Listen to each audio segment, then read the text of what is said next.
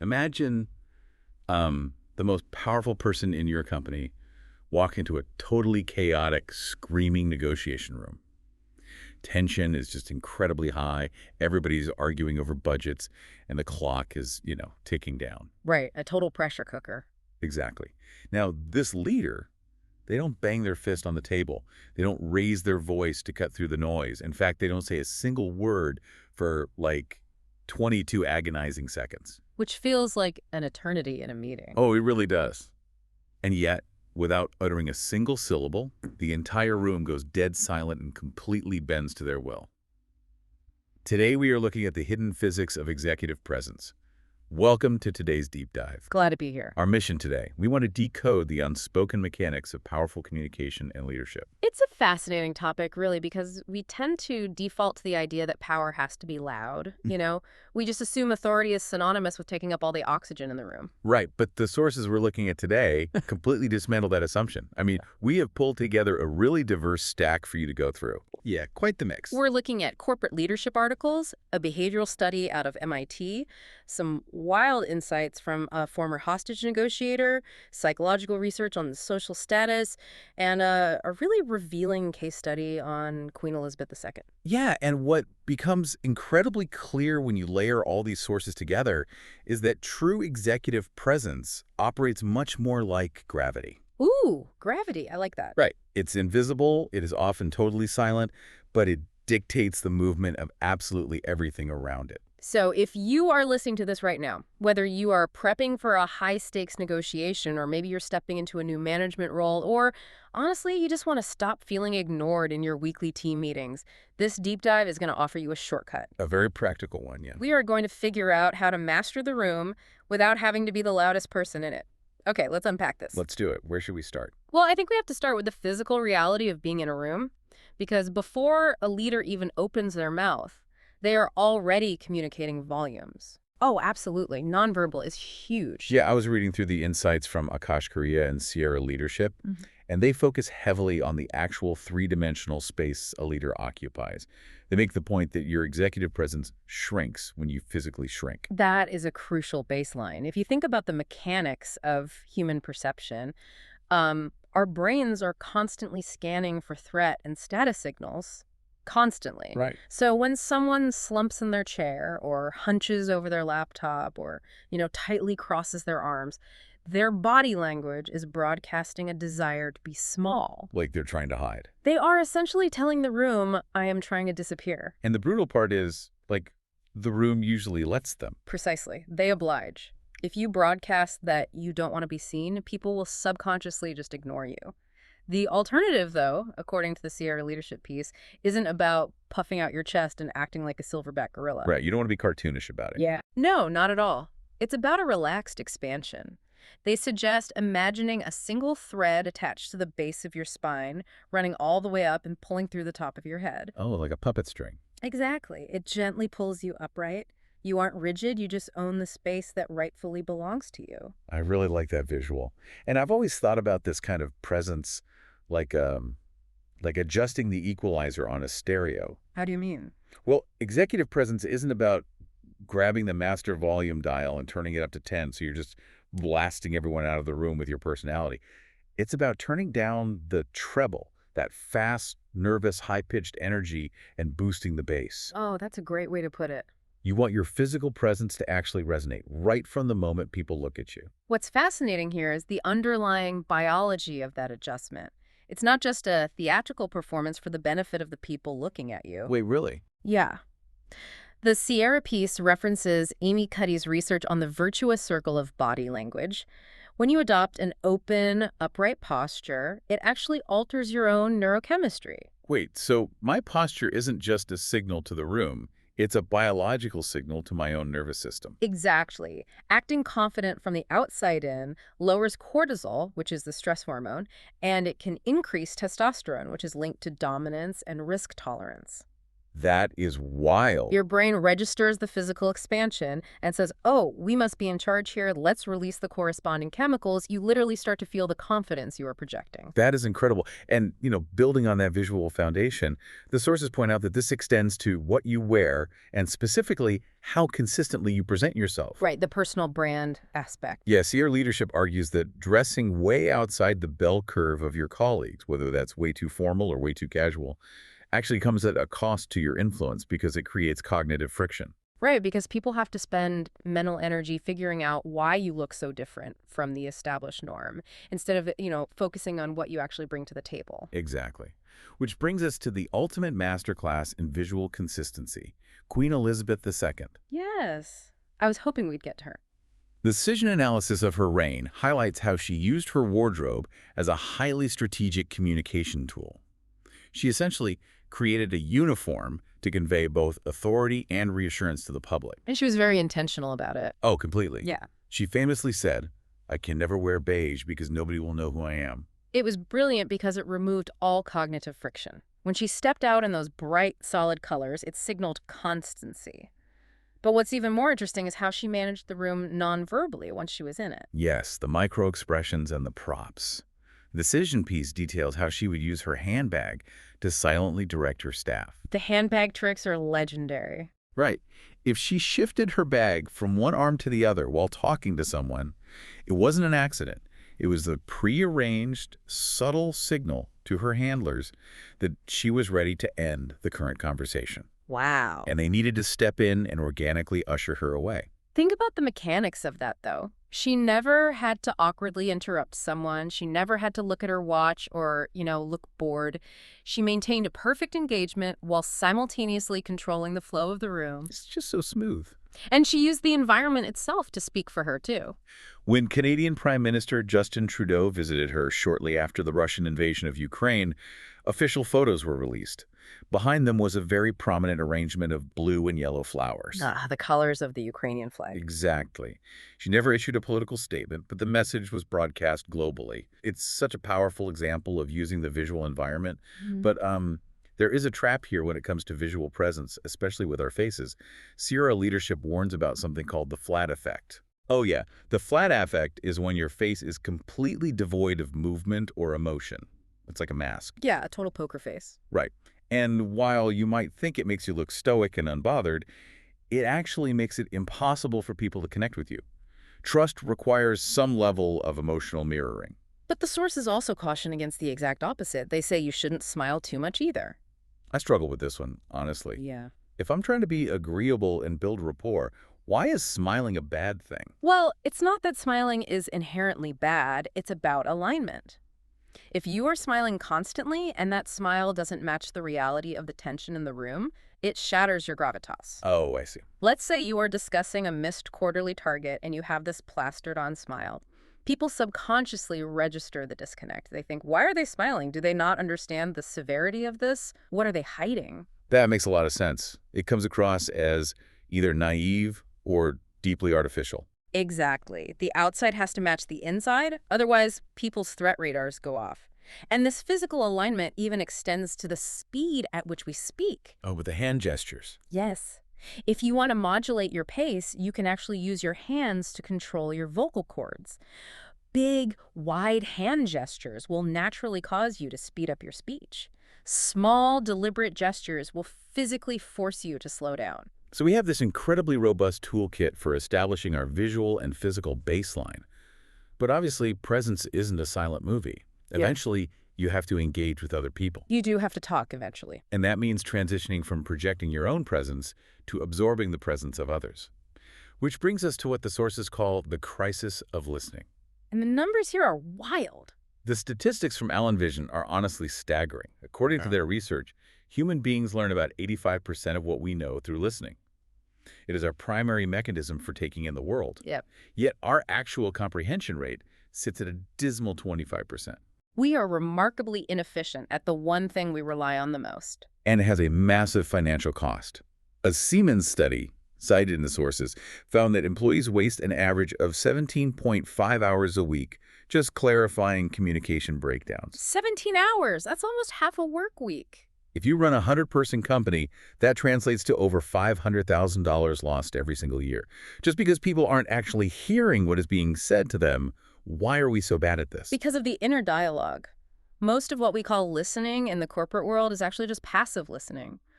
We hear the auditory tones of the other person's voice, but internally, our brain is running a marathon. Oh, guilty. We are formulating our rebuttal, we are thinking about our own similar experience, or we're just waiting for our turn to speak. So how do we shut that off?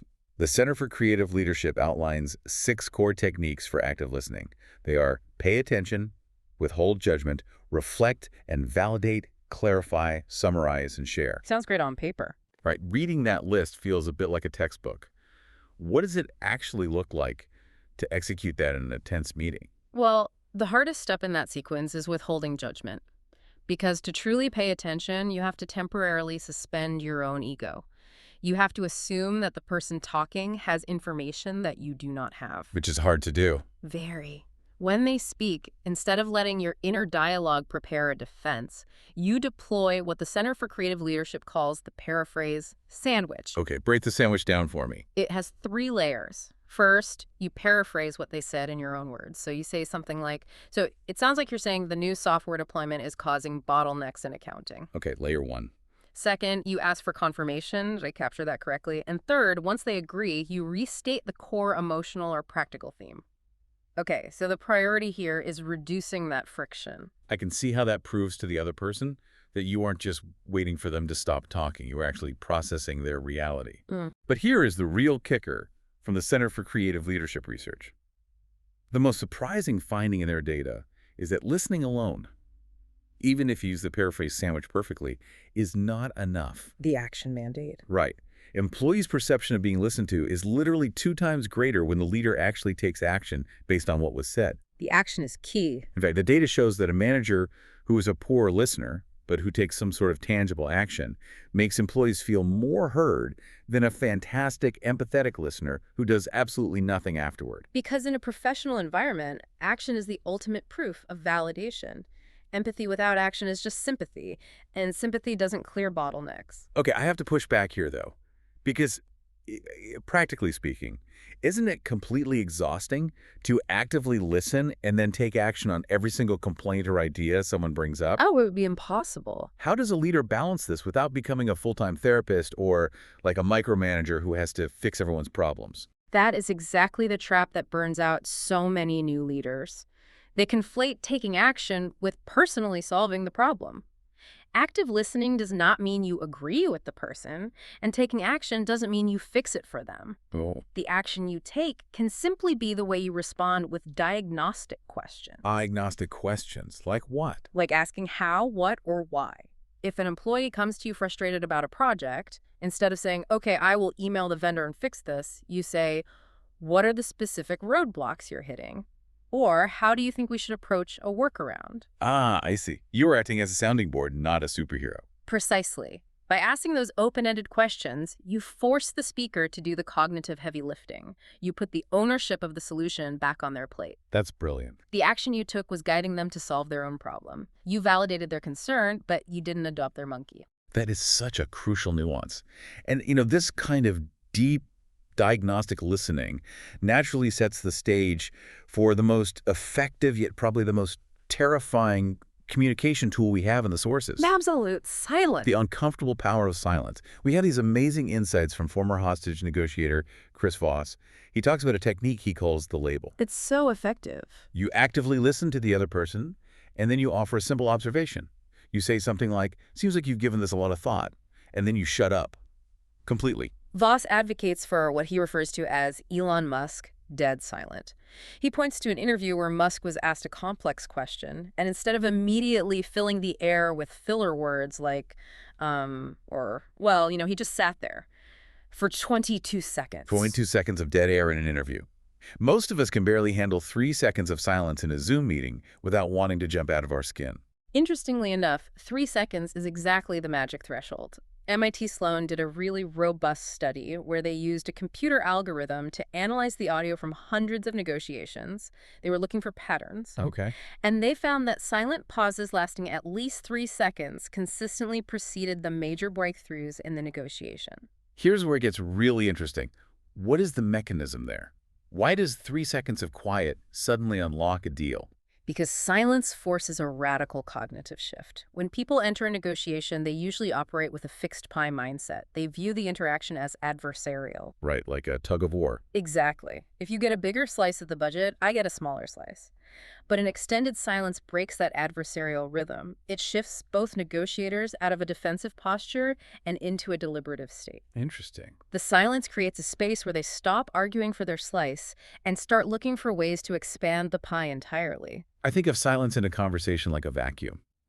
Human nature naturally panics when there's an empty space, and we rush in to fill it with words. We hate dead air. We do.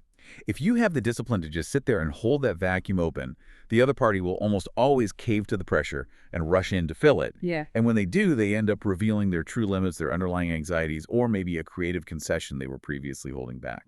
It is an incredibly powerful mechanism, but the MIT research did identify one major critical caveat regarding social status. Oh, right. The silence strategy works beautifully if both parties are of equal status or if the higher status person initiates it. But if a lower status person initiates a long silence with a higher status person, it completely backfires. I genuinely struggle to understand that. If silence is this universal psychological vacuum that triggers a deliberative state, why does it suddenly matter what title is printed on my business card? Why wouldn't it work on my boss? Because for the lower status person, the vacuum doesn't feel like an opportunity for reflection. It feels like a looming threat. When you initiate silence with someone who holds power over you, you become hyper-aware of the power dynamic. Instead of shifting into a creative mindset, the lower status person becomes overwhelmed by anxiety.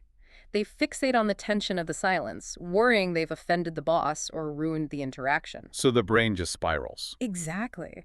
The cognitive load of managing that anxiety completely overrides any creative problem solving. Wow. So silence is a weapon, but it's heavy.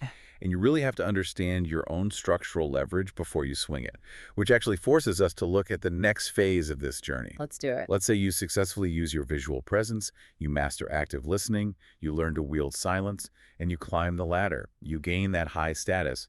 What happens next? What happens next is genuinely alarming because the research indicates that gaining that high status actually begins to change your brain, and not for the better. The empathy drain.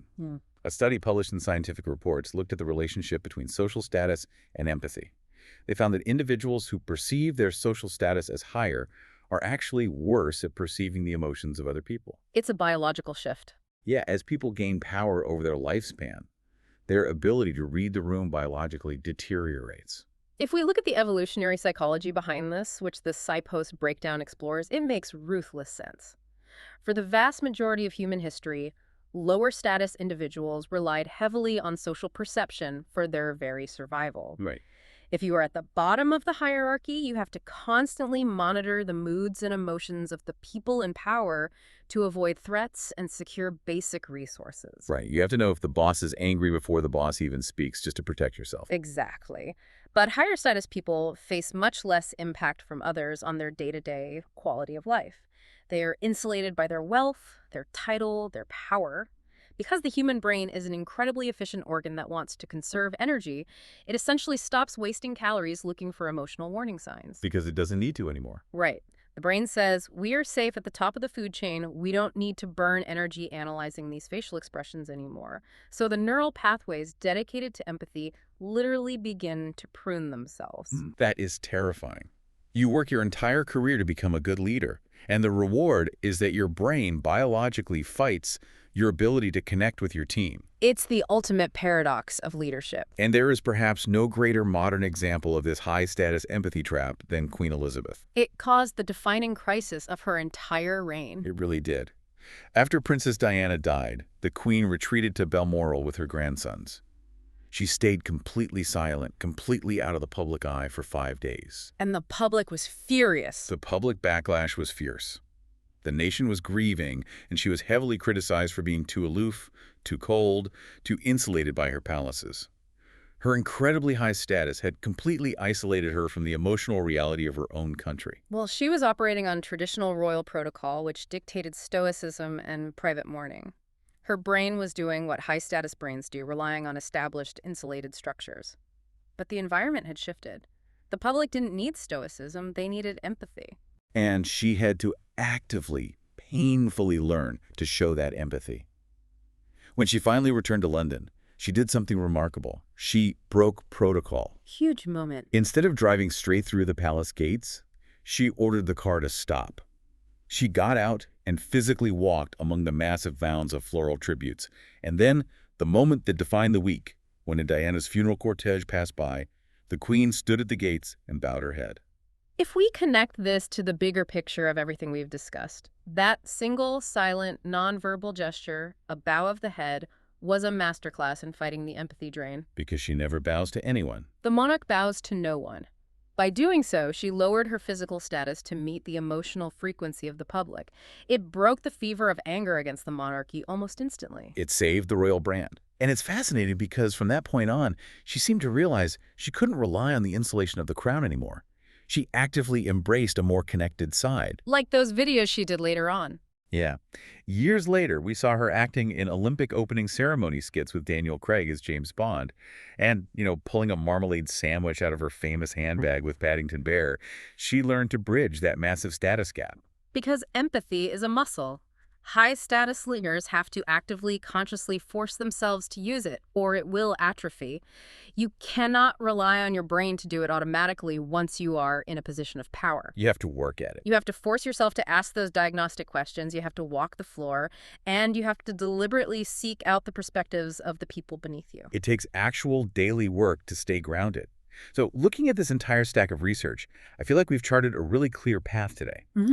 True executive presence isn't one loud, aggressive trait. It starts with how you physically occupy space, imagining that thread pulling you tall, and maintaining visual consistency so people know exactly who you are. Absolutely. And from there, it deepens through the hard work of active listening. You have to silence your inner dialogue, use the paraphrase sandwich to prove comprehension, and show people you hear them by taking action, even if that action is just using diagnostic questions to guide them to their own solution. It peaks when you have the discipline to comfortably wield a 3 to 22-second silence, letting the vacuum do the heavy lifting to unlock a negotiation.